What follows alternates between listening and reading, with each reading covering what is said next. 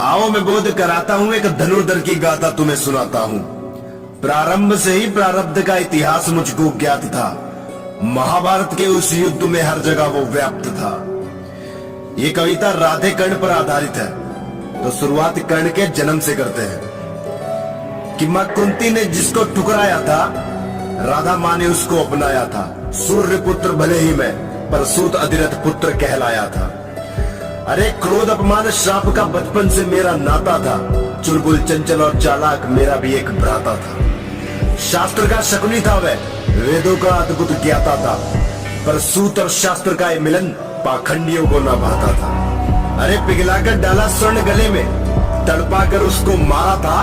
परिवर्तन की चाह में मैं भी भटक रहा था। अपमान का वह ज्वाला मेरे सीने में भड़क उठा था। समानता की आस में धनुर्विद्या के ज्ञान को पहुंचा मैं गुरु द्रोण के सम्मुख था, पर अहंकार ने उनको भी जकड़ा था। उनके मुख से बस यही निकला था कि शस्त्र पर सूत का अधिकार नहीं, और अर्जुन के सिवा मेरे नजरों में कोई महान नहीं। अरे तिरस्कार का बोध व्याप्त था मेरे अंदर, जैसे किसी प्यासे के सम्मुख हो सूखा समंदर। फिर नियति ने अपना खेल दिखलाया, गुरु द्रोण के गुरु परशुराम से मुझे मिलवाया।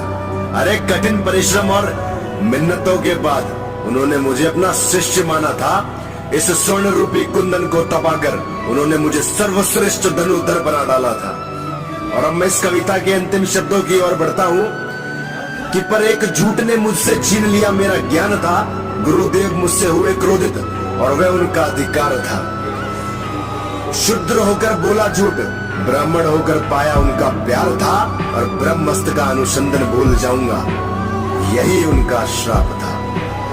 कि ब्रह्मस्त्र का अनुसंधान भूल जाऊंगा, यही उनका श्राप था।